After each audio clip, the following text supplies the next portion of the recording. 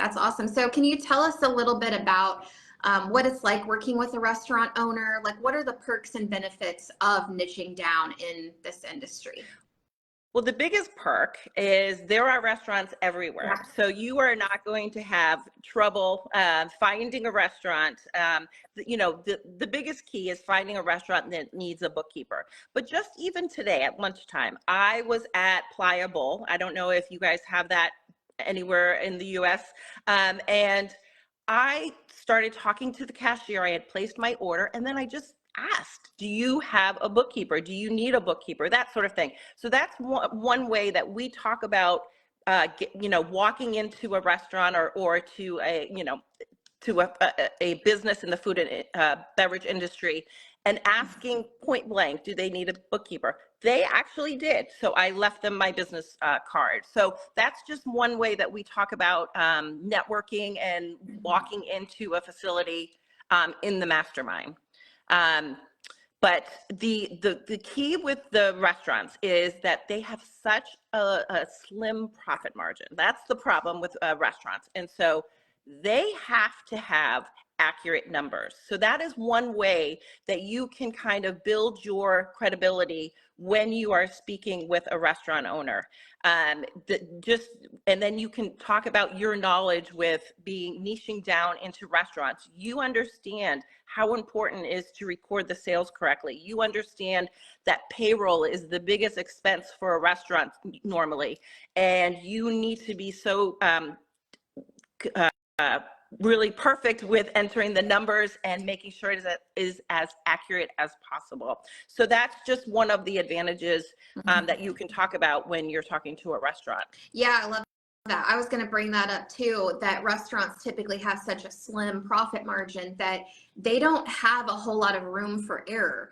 Right. So like in our bookkeeping business, we have huge profit margins, Right. especially before you start building a team. And so if you overpay your staff, or, you get a couple software programs that maybe you don't need, it's not going to break the bank. But in a restaurant, if you mess up your expenses, or you're not pricing your dishes correctly, or you have a lot of inventory food spoilage that you're not paying attention to, that can really wreck all of their profit so fast. So having all of the detail in the numbers that they can review on a timely, monthly basis, Right. is going to be key to them being able to stay in business even. Right.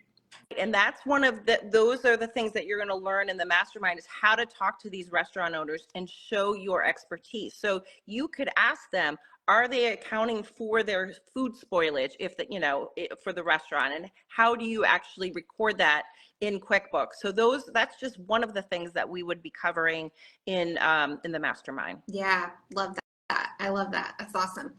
So as far as like fees go, where do you see, like in our Bookkeeper Academy, when we teach people how to get bookkeeping clients, just general clients, the average fee is usually around $500 a month, with the minimum being about $300.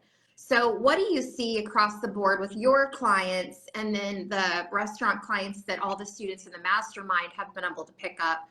What is that minimum and maybe average fee that you're seeing? Yeah.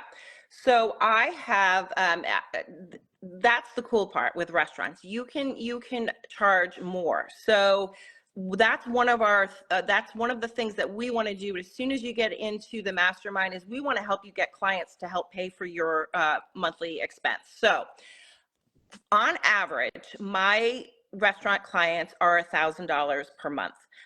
My minimum is 500, and that's more for like this Pliable, where it's just no liquor, it's counter help, and there's not even much tips and that sort of thing. So that would be my very minimum is $500. But I have a client that's $69.50 a month. It depends on, I kind of do it based on revenue, but the average I looked at is about $1,000, and I just hit my first $50,000 month in December.